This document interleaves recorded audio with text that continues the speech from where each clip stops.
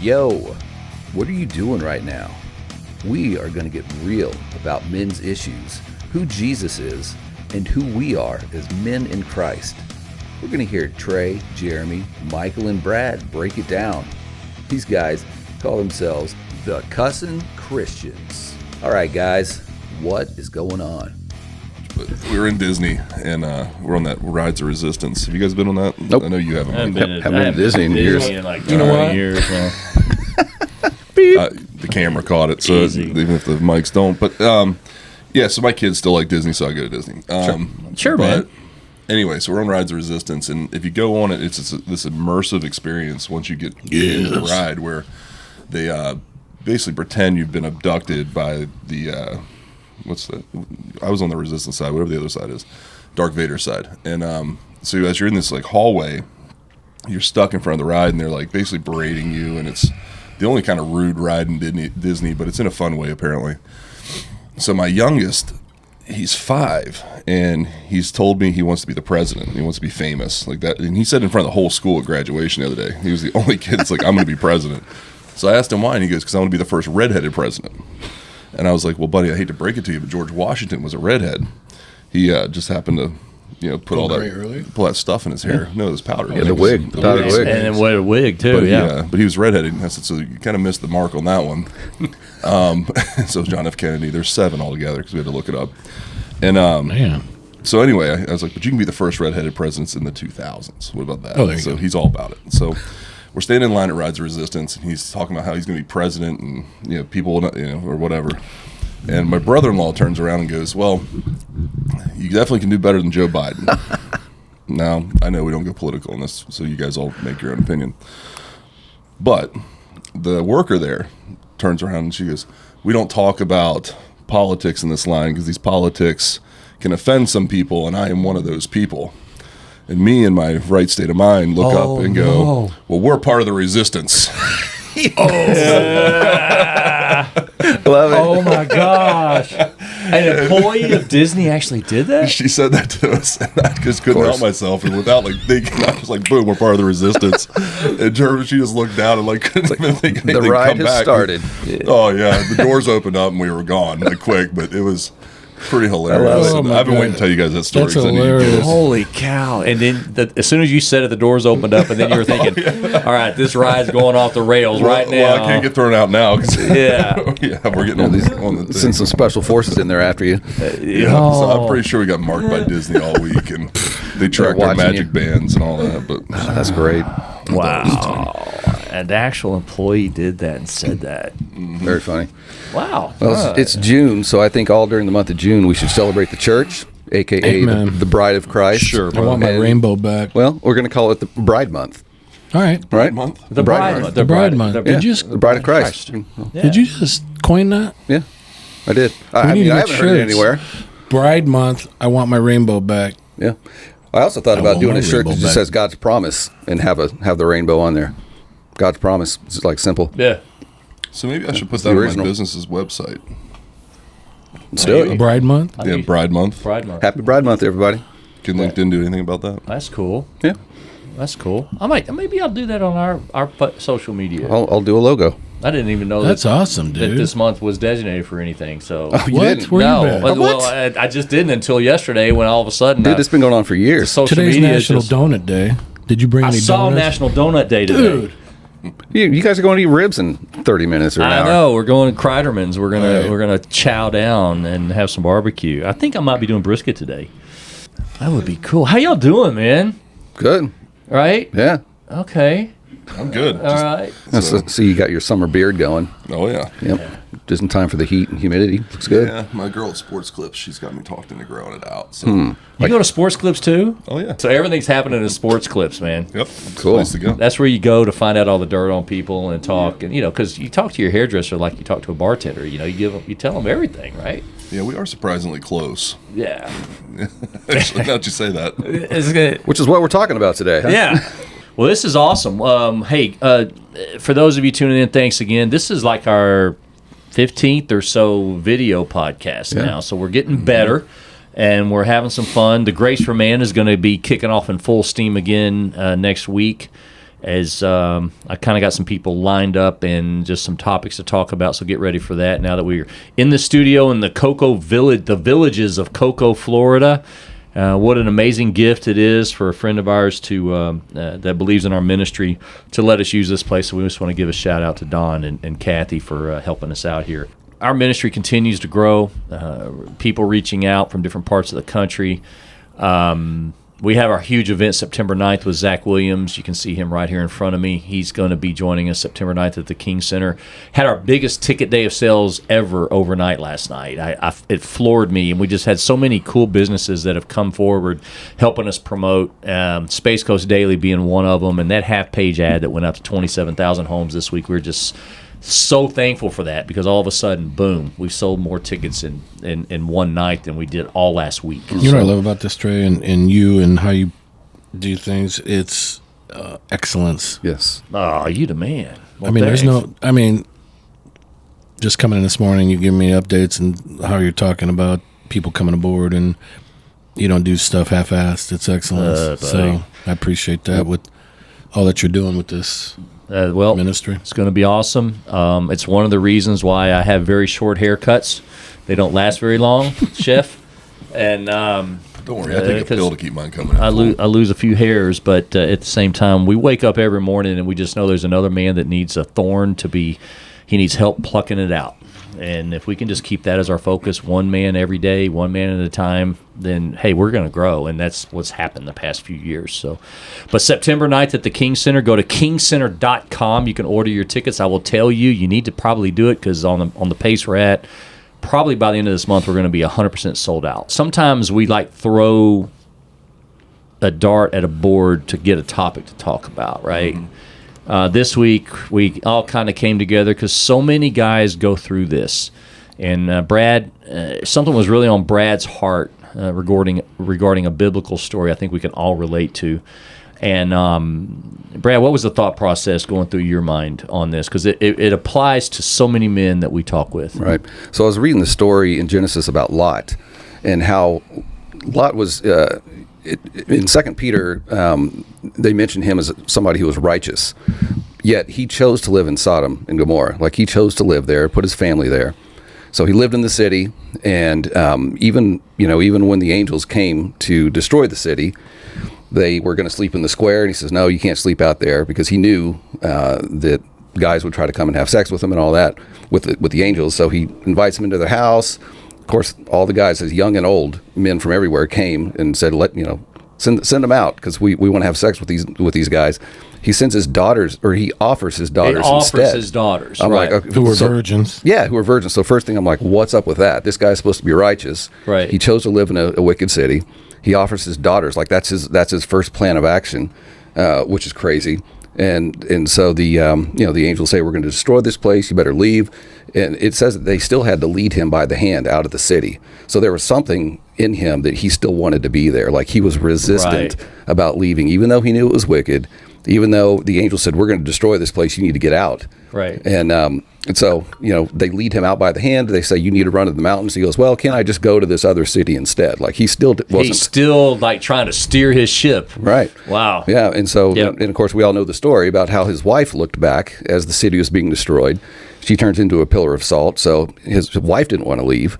Once they do get out of the city, they end up living in a cave, and his two daughters that he offered to the mob, a few days earlier, they say, well, there's nobody to get us pregnant, so they get him drunk and they sleep with him so they can get pregnant. And so there's just like some crazy... It's like a Jerry Springer show, man. Oh, yeah. Yeah. Some crazy dysfunction from a guy who was described as somebody who was righteous.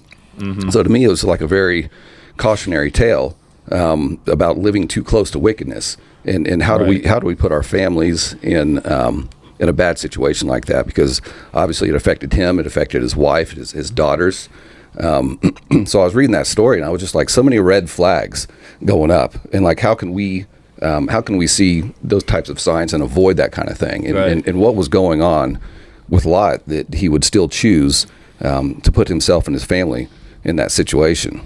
Mm-hmm. So Is it even though we're Christians and our sinful natures have been cut off, but sin is still close to us somehow? Well, it says it's fun for a time. It is fun for a time. Well, Yeah. and Proverbs also says that bad company corrupts good morals, and so there's a line somewhere. Like, we have to be careful, because Gotcha. you can be in the world but not of it. And so he lived like in the wicked city, and it obviously affected him and his morals and his family's morals. Right.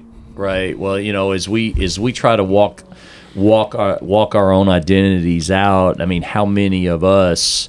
I mean, you and I were talking about it yesterday briefly on the phone, I think, or the day before. It's like any guy that I may be a Christian, but do I still walk back to my vomit? Do I still walk back to that even though I have the righteousness of God already? Why do I put myself there? Why do I go back to the addiction, or why do I go back to the woman, or why do I go back to the porn screen, or why do I get my family and put them in where it's just too close to the fire? Is that and in day-to-day life, man, how many of us still do that? Yeah. It happens all the time, right? I mean, as I think what you're saying, I'm just listening and thinking about even the story of Sodom and Gomorrah. We basically live in a modern day Sodom and Gomorrah here in America. So If not worse. The way we're headed, if not right? worse, And yeah. just the things that are acceptable, and again, this is not taking a dig just because of the month it's in or anything like that. But there's so many things that are just at the forefront of being acceptable today. You look at Satan during this time. He heard what God said, that he was going to send somebody, and I don't know if he was looking and saying. I mean, the acceleration of ungodliness and sin at this particular point gave God reason to destroy it. So it must have been bad. Right. Well, it says that the outcry of their sins had reached him, like he heard. But even in the midst of that, he still extended grace. He still gave. Well, it was what Abraham said: if you find 50 righteous men or 50 righteous people, will you spare? And he's like, yes. And he kept coming down. He kept coming down to like 10. And it's just like 5 times in that passage where he's like, oh, don't be mad, Lord. Just can you, for 10 people? Right. And he couldn't find it. And so God extended grace there. And then obviously he extended grace to Lot and his family by helping them, like leading them out of the city. So, I mean, the good news is God is always there to extend grace if we'll accept it. And that's exactly what he did. But I look at it as that's exactly what's happening now. I'm really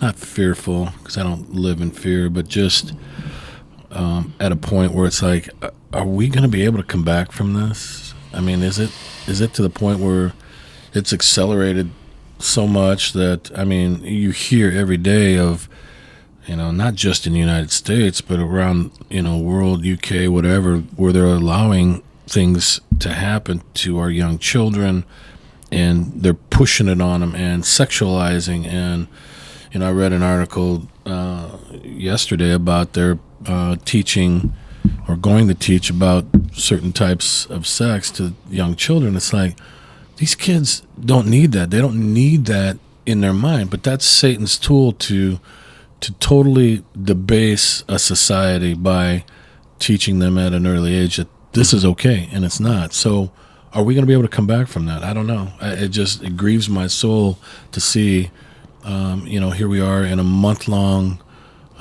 situation that I can't accept, and I want my rainbow back. I'm sorry, I do. And you said it earlier, Bride Month. It is Bride Month. We are the bride of Christ. Yeah. And Jeremy, you said, don't hate the sinner, love the sinner, but hate the sin. And I do. And I think we as Christians are bombarded by the outside world saying, you guys are bigots, homophobes, blah, blah, blah. Yeah, we get demonized. Yeah. And we're not. And why isn't our view accepted? Why isn't our Christian view being accepted as a positive thing for us? And we're being blasted with all the garbage that says your view is not accepted. And it's volatile. I mean, I see there was 2 guys at an abortion clinic that got beat the crap out of because of... And it's like, why isn't our view accepted? Mm-hmm. I mean, you can't even have the conversation. Well, that's it, right? You can't Right. even talk. I mean, you open your mouth and all of a sudden you become demonized. And I've said it a million times, like, you know, they have guys like me and Brad, you know, your son's still in high school, right?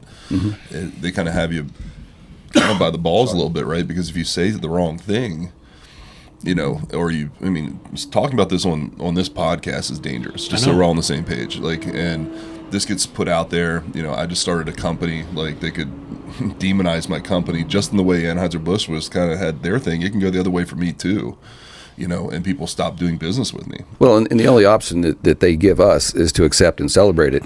And if you don't, then it's like you get labeled all these different things. Whereas for us, we're like, if you don't believe, that's your choice, and we'll pray for you. I think we can all agree that the Sodom and Gomorrah is all around us, in especially this Western world where we live. The bubble that we live in, where we are, is affluent. There's you know, we can get anything we want, most anytime we want. No child in our immediate area is really lacking. I mean, there are pockets, but in the, you know, no one's really going hungry where I live.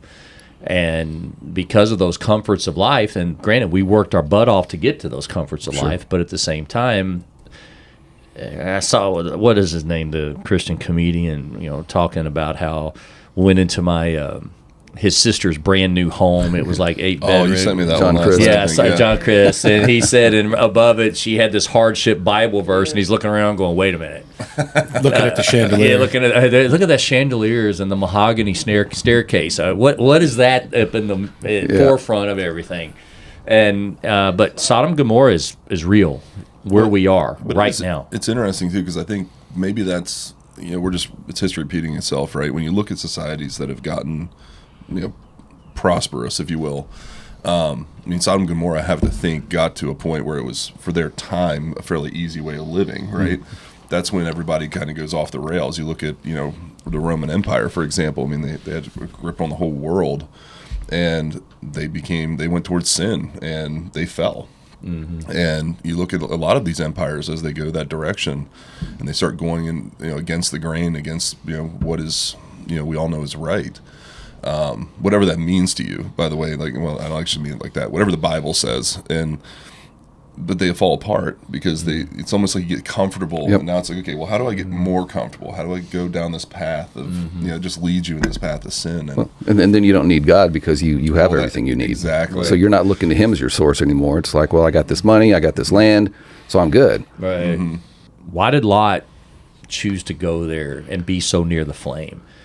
What about us in our day-to-day walk, and why do we flirt with that flame sometimes? You know, is it sin that's tempting us? Is it, I'm going to push the envelope for money? Is it, why do we sometimes subject ourselves and go back to that being where we can feel it and we're so close, and it affects us in a negative way? You know, it's because so many guys that might listen or are part of what we're doing, they're righteous because they believe in Christ. They're maturing. They're being sanctified in this renewal of their mind and everything else. But still, boom! I'm sitting on a fire all of a sudden, and trying to relate yourself to what Lot did and chose to live in that type of area. Was that area like that when he moved there? I think it was. I think it was too. And it does say that he saw that it was well watered, and then it was a beautiful land. But I think it was known already at that point that it was a wicked city. The thing that these guys wanted to do was have sex. They don't want to drink with them. They didn't want to, you know, smoke dope with them. They didn't want to do other things that we call sins. You know, they wanted to have sex. So it was a sexual sin, and guys we're more sexual beings than women are. I mean, you know, guys are light switches, women are irons. You know, you flip a switch, we're ready to go, and it's like it's a sexual sin. Well, it's funny because sex is one of the great, in my opinion, and I have a feeling you three will agree, is one of the greatest pleasures we have that's naturally given to us by God. Sure. But it's also the hardest to control. So it kind of falls in line, you know, with that. So it's you know, we're made in the image of God, so He created us to have that pleasure sensors. And look what's being transferred to our children. It's all about sex, about being acceptable to homosexual sex, and and transgender abnormal things, and that's what they're trying to push, that it's normal. Because it says in the last days that right will be wrong and wrong will be right, and that's exactly what's happening. It comes down to, and the thing about the pillar of salt with Lot's wife was, salt was a huge commodity in that day. It was a huge trade. It and gold weren't far off. Right. Yeah. And so God turned her into a pillar of salt, I guess, to show, hey, look, something that you guys show value for and that you trade with and you get money from, I'm going to turn this woman into a pillar of salt to show that it ain't all about that. Right. It's about your relationship with God, and you need to get it back to your first love. And they weren't. Yeah. Well, going back to what you were saying before, there's a responsibility, obviously, that comes with sex, too. And when God created us, he said, be fruitful and multiply. And so, along with that, the purpose of it is to fill the earth with people. And so we've tried to take that responsibility out of it. Sex is just recreational. Do it with whoever. And if you do get pregnant, take care of it. Like, get rid of it. Right. It's used as a contraceptive. Abortion is used as a contraceptive now, instead of taking, the first step of not going there to begin with. And people laugh at you when you preach abstinence, and it's like, well, I mean, boys will be boys. Yeah, you can't preach abstinence at all. Paul even talks about it. I mean, he says, listen, if you can't control it, then you should marry. Right? Yeah. Isn't it Paul? Yeah. Says that? Yeah. And he says to run away from sexual sin. Right. Run. So the kind of sex that these guys were talking about in Sodom and Gomorrah was not obviously not intended the way God designed it, because there's no responsibility. They can't multiply and fill the earth with it. So obviously when it's done in the confines of how God created it, it's a beautiful thing, and it's great, and it's purposeful. I want to focus back on this. He's righteous and still doing it. Mm-hmm. How can that work? I read one commentary where they said it was because of God's promise to Abraham, and Lot was his nephew. And so he was kind of covered in a way under because it says God talks about God remembering Abraham and remembering the covenant with him. So maybe that's why he was referred to as righteous, because what we see in that story, his behavior was not righteous. Right. Let's drill down on that just a little bit, because we know we have the righteousness of God. As Christians, we still may happen to sin. Right. What does that do to our righteousness? Question. Well, as a Christian, you can't lose it. That's like, I mean, I'm assuming you're headed there, right? Well, yeah. I just kind of wanted to get our conversation around that, because there's so many guys that say, I believe, but I keep screwing up, so I know I'm doomed to hell. Right? I mean, right? Well, Lot wasn't. God could have destroyed him and his whole family, not sent the angels. There's always a way out. I was just trying to think of a lesson learned. I mean, just because you're righteous doesn't mean you're not going to make bad decisions. Right. And you're still going to suffer real consequences. And you're going to, he suffered the consequences. He lost his home, lost his wife, and everything else. And going further down the line, when his daughter slept with him, what came out of them was the Moabites and the Ammonites, who ended up being enemies of God's people. Israel. Right. So there were long-term consequences. That was a long ripple effect. Same with Abraham. Mm-hmm. Yeah. Look he slept with the servant, and Isaac and Ishmael. Yeah, and now that's the modern-day Islamic community. Yeah. Right. Yeah. I keep wanting to drill down on that, because our theme and what we try to do with on Discovering Grace One Man at a Time is looking at a man and saying, do you believe? Do you understand what you were saved from? Now let's grow in it and move forward and walk in the righteousness we know we are, knowing that as the more we walk in it, the more that righteousness is going to steer us away from those bad decisions. Y'all tracking with me? Yeah.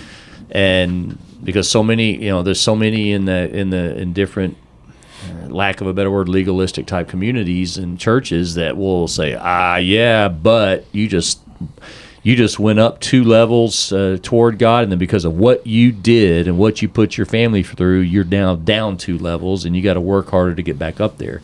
It just creates this cycle of just never-ending crap that we need to sort through. And righteousness means righteousness with God, and I'm not saying it was okay what Lot did, and he suffered major consequences on earth for it. But the point that was made in the New Testament, that how righteous he was, I can see where you would go, Yeah. Yeah, it was interesting reading a couple different articles because almost every one of them said it's 2 Peter 2:7, where he's referred to as righteous, and they said this has confounded theologians for decades. So you can only kind of speculate why he was called that. But they can't come to a consensus. So, and the thing is, it's calling him righteous, but what was his household like for his daughters to even think that they could sleep with their father? Yeah. Where was that? What was being taught? Well, you can't live among that without being somehow affected by it. Right. I think is one big lesson. That's a good point. Question: his wife, if she was considered righteous when she turned around, if she was considered righteous, was she been turned into salt? I think it's the fact that even though the angels said, we're going to burn this place down, she still looked back like there was still something that she longed for that city. That's probably what it was. I think that's where we need to go. And that's probably where, I mean, you're talking about like us today, like that's what we keep longing for, what we were in at one point in time, and that's our spirits fighting. It's almost the duality of our spirits. Yes. Right. Spirit and the flesh are always at war. Mm-hmm. Yeah. Do we listen to what God has told us? I mean, thank God that we are under the new covenant of grace and forgiveness and mercy. You know, God kicked butt back in the day, man. Yeah. Because his ultimate goal was the cross, and he had to get us there for that. And we strayed and strayed and strayed, and he had to keep bringing us back to the point of the cross. So, you know, we're not under that hand of God like they were in the Old Testament. Thank God. I know. Yeah. I mean, But it is kind of there, but you look at the grace that God gave throughout the Old Testament. I mean, they were bitching and moaning about the manna. They didn't have enough butter on the manna, man, and they needed some jelly and stuff to put on it. And so God provides us food, but we need the butter. Yeah, he kept feeding meat. them anyway. Yeah. We need meat. We need meat. Give me some meat. But I just think it's just a great conversation to have about righteousness. He was considered righteous, yet he still screwed up. He still made some bad decisions, and how we can apply that to our walk today. How many times, like, okay, so I just give my example. 2020 is when Donna and I talked, and I decided to walk away from corporate America. What if I would have gone 6 months into this non-for-profit world with no salary and turned back and said, I'm gonna see if they can use me as a consultant just so I can make some money? I was tempted to do that because I was freaking out a little bit, like, okay, their income's cut in half right now. And what if I would have looked back to hold on to that? Or, the Lord calls you to give something up to go somewhere else, but you're still longing to go back to that. Well, he's going to get you where he needs you to go, right? Now, how much you fight it can be another story, right? I mean, how much you ignore it. He's going to grab you by the hand, but his grip's a lot stronger than mine, and, I don't think, it would have worked out somehow. Yeah. Well, we've talked before about feeding the spirit versus feeding the flesh. Right. So we find ourselves, even though we are righteous, sometimes we find ourselves in situations or surrounding ourselves with things that we shouldn't. But at some point, the spirit in me goes, you can't do this. Bad you form, need bro. to get out. Yeah. You need to get out of there. Well, I'll tell you. I'm getting ready to have a conversation with a buddy of mine. He joined us on the weekend, and we were joking around the lazy river there at Typhoon Lagoon. And I could see you on the lazy river on a. I'll tell you what, there's nothing lazy about that river. That one sucks. But it's nothing but kids. Oh my gosh. But he made a comment, and in the moment, I definitely could tell that I wasn't happy. I'll tell you guys what the comment is afterwards. But I said, hey, we're gonna have to talk about that later. The conversation's gonna be very simple for me because I could feel. Since then, I've had this feeling right here that we need to chat. And the conversation's going to be this. It's a deal breaker for me in our friendship if you're going to talk about God and things like that around me like that, right? Like, it's a deal breaker for me and my family because I'm not going to be your friend. Like, you don't have to believe. They went me. Beyond questioning things to. He literally said, God. Oh, really? Wow. Okay. And I was like, and he did it in a way that was to, make a point, and I was like, and we've had conversations where I'm like, listen, you don't have to believe like me, but I'm not gonna argue with you about this either. But that's a line for me, right? And I'm drawing it in the sand today. Well, that's somebody who doesn't really know him. He doesn't. It's probably more lashing out against the church and organized religion, what he's seen. Circumstances in his life. He's one of those super, super smart guys that thinks he has it all figured out, and there's no science that proves that God exists. And I literally was like, and that was part of what he was saying. I said, listen, you can't disprove it. I was like, there's more out there unknown than known. So you know. And I was like, but I'm done talking to you right now. Like, I didn't talk to him for like 3 or 4 hours that day, but yeah, I mean, you at some point you got to decide where your line in the sand is, and for me, that's a line. Pray about that before you cut that relationship. Yeah. I don't want to cut the relationship, but I'm also not going to stay. I've been thinking. Trust when I say I've been praying and thinking about it. It's been since Sunday.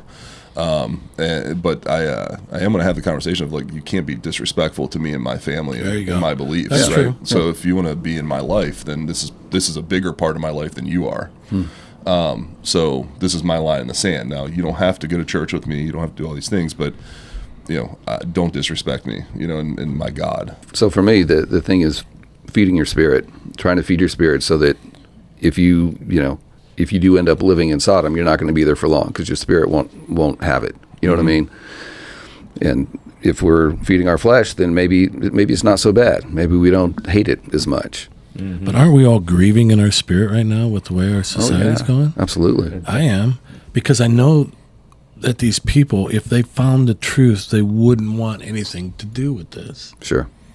Like we have found, like we try and teach the men that come into our lives that it's grace, one man at a time, and knowing that Christ is the answer to all your problems. Not that they're going to go away, and not that you're going to have trials, but He'll be there with you through those trials. And it's what's grieving me so much right now and seeing all this. Pre-Christ, if I saw somebody that was doing something in sin that I knew was bad or whatever it was, I would almost I'd make fun of them, or I'd think of something hateful towards them. Now I think about it as I'm sorry for them, right? Like, it's a totally different thought process, because I just know what that's doing. I know that whatever it's doing for them, it's not good in the end. Right. You know what I mean? It's leading them down this path of anxiety, depression, fear, everything opposite of what I can feel on a daily basis. Right. And that's where it ends. You know, I hate that for them. Yeah. Well, that world that's written about in Genesis, that city is now our world that surrounds us. Our country's amazing. Our country ain't going to last. We were talking about Rome a minute ago. I mean, Rome lasting so long was one reason. Every major nation or empire in the world, the average lifespan was about 250 years. So we're 246 years old now.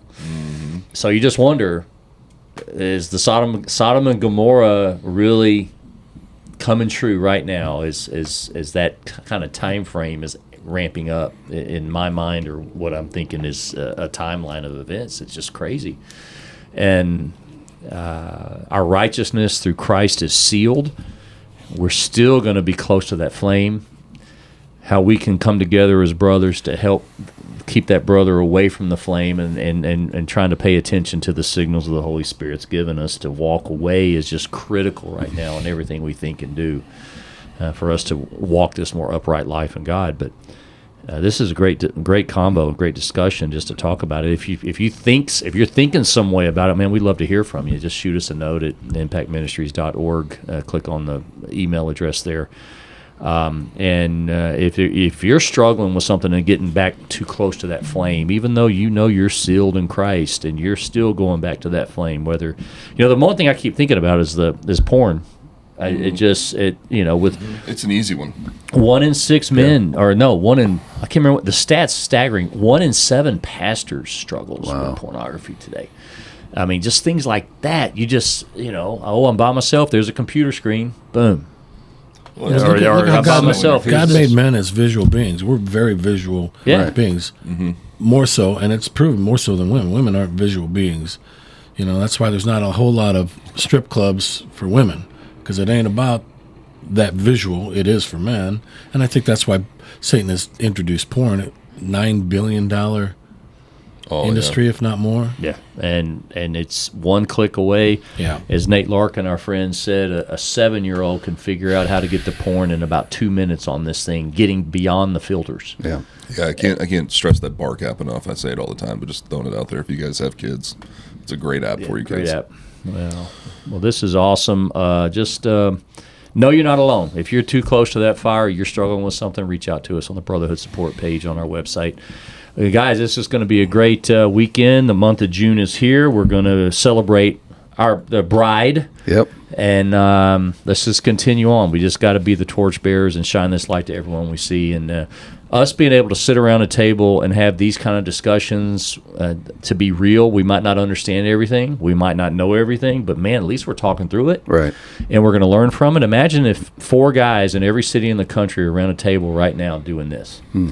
Be a better country. The difference it would make. So, but in any case, once again, don't forget to join us September 9th. If you're in one of the states or one of the states that touch Florida. What, 47? 47 of them, man. Yeah. Something like that? Yeah, just come on down to Melbourne. You can sleep at Michael's house, and we can get you in. You can even sleep in the mayor's house, Justin, over there, if you want to sleep at his house. But bring your wives, bring your families to Zach Williams. Break the chains through Grace Experience. It's our second big fundraiser we're doing for our ministry, and it's just going to be a spectacular night. Imagine 2,016 people from all denominations coming together to break down the walls and break chains and heal the thorns that might be afflicting us. So, and that's how we're going to end this thing. All right. Are y'all game? Y'all ready to go eat barbecue? Yep. Let's do it. Let's do it. Sure. All right, Kreidermans, we're coming to see you. I'm Trey. I'm Michael. I'm Brad. And I'm Jeremy. We are the Cussin Christians. baby.